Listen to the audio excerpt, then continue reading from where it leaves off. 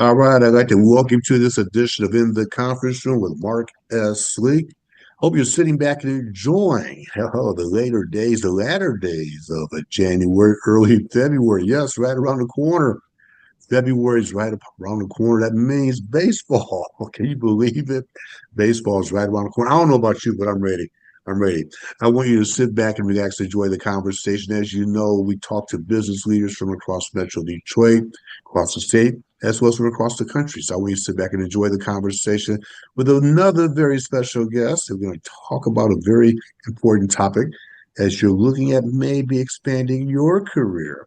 Miss Michelle Gilbert, and she's from the Purple Engine Coaching and Consulting. She's the Chief Engine Officer, I think as she likes to call herself. Michelle, thanks for joining me in the conference room. How you doing? It's great to be with you, Mark, again.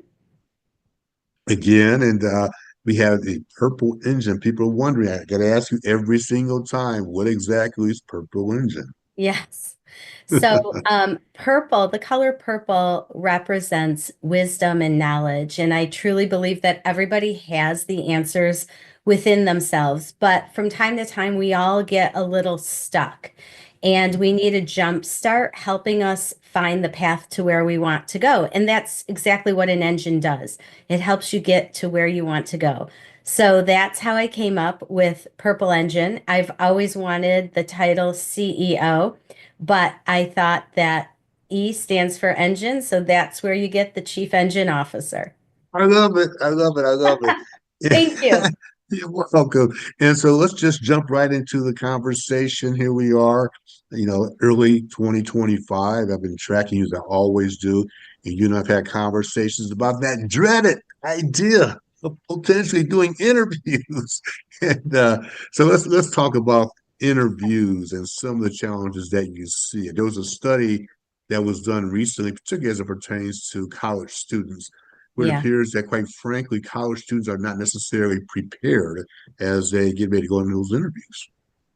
Yeah, I think there are a couple of reasons why college students, and I'm not trying to generalize here because there are some college students who do great jobs and they do get hired, but it can be a struggle for many. And there's a few reasons. First of all, um, while technology is great, Mhm.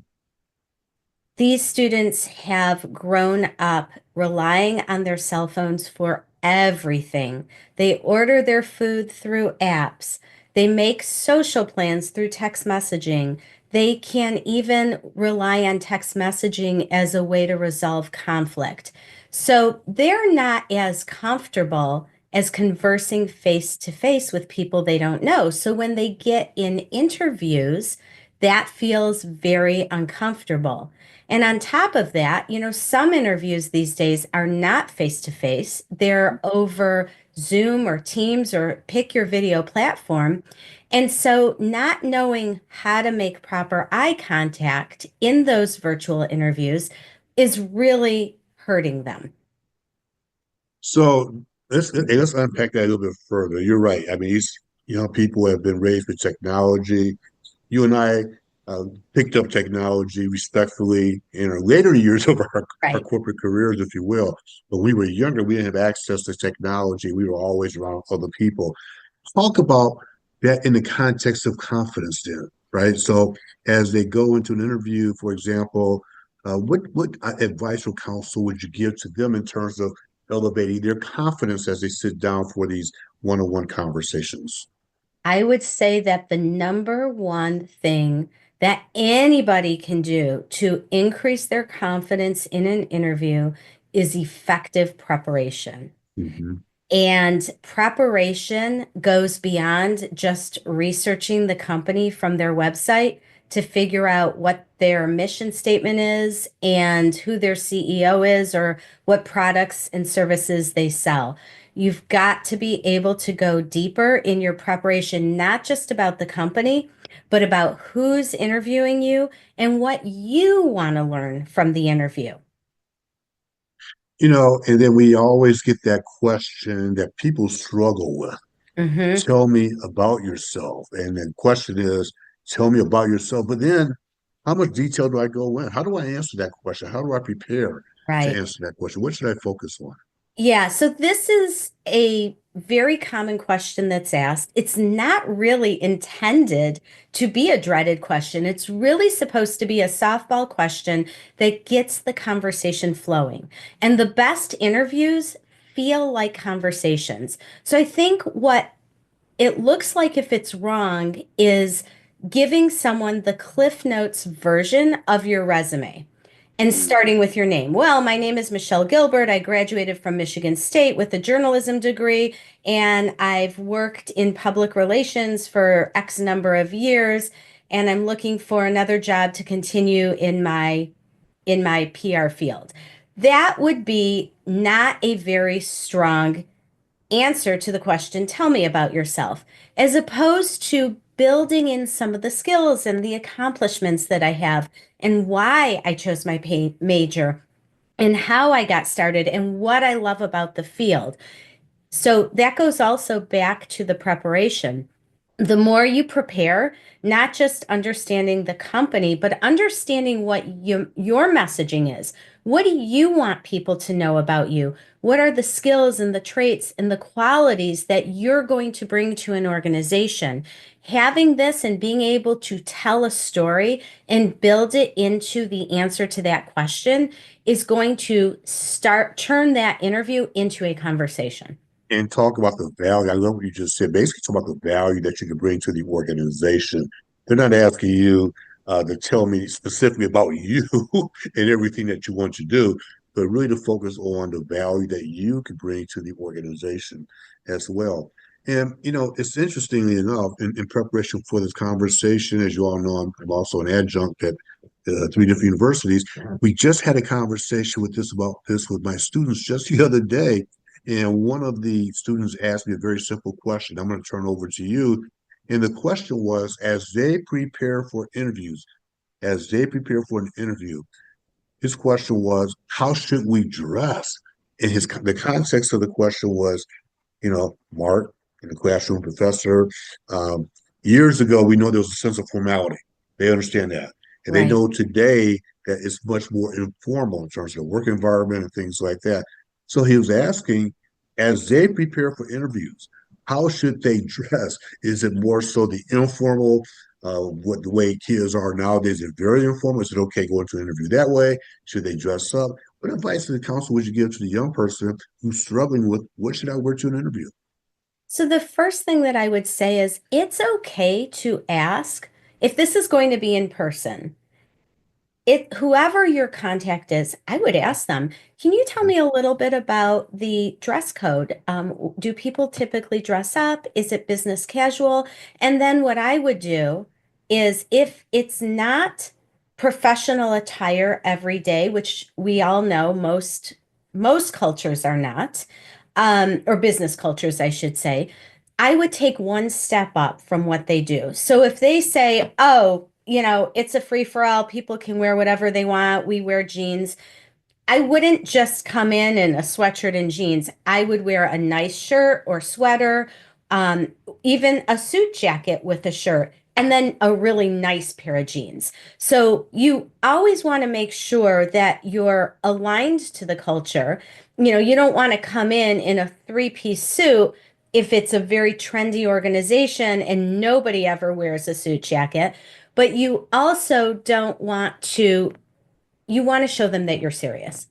Yeah, yeah, that's awesome advice. I would agree there 100%. And as we segue and begin to wrap up shortly, I also understand you have a master class. You have a program, a Yeah, 6-week program, I believe. Let me turn over to you to explain exactly what the master class is. What are the objectives? sure. Will people be getting out of these classes that you're currently offering? Yeah, so we started the class this past Sunday, January 26th, and it goes through the 23rd.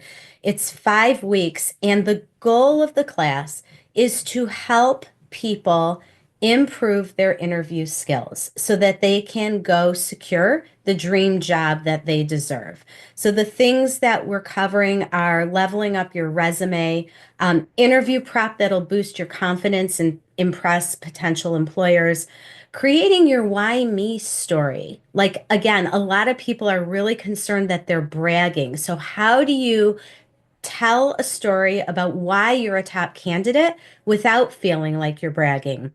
And then we're going to hone in on how to leverage LinkedIn to boost your professional brand because everybody today should be on LinkedIn and you should be active. But a lot of people don't necessarily know how to get started. So we're going to talk about how to build your brand. And then in the final week, we're going to learn to write cover letters and thank you notes that sound human. You should not be using AI to write your cover letter. If you want to use AI to edit it and make sure that it's grammatically correct, feel free. But you need to customize those letters to sound like you and for the company that you're hiring for. And we're recording all of the sessions so The that next question. people Yeah. will have unlimited playback. So even if someone listening to this interview, they want to join a week late, no problem. You're going to get the recordings and you're easily going to catch up because each of the 5 sessions are independent to one another. So while we're building your skills each week, if you missed the first week, you're going to catch up with the recording. But these sessions themselves, are they through Zoom or are they face to face? The sessions are all over Zoom. They're on Sundays from 4 to 5 p.m. Although on Super Bowl Sunday, we are meeting earlier because I don't want to get in the way of anybody's Super Bowl party. Well, the Lions are playing, so who's going to watch the Super Bowl? I know, but if you are an NFL fan, you're probably going to be tuning in, if at least for the commercials, right? Yeah. That's awesome. And then lastly, how can people get more information about the session? Where can they register, sign up? Are they free? Is there a cost associated with it? There is a cost Okay. associated. I can do payment plans to make sure it fits within people's budget. And I would say the best way to get a hold of me is my email. It's Michelle at purpleenginecoaching.com. Let's have a conversation and make sure this is the right fit for you. And Michelle has 2 L's, Michelle at purpleenginecoaching.com.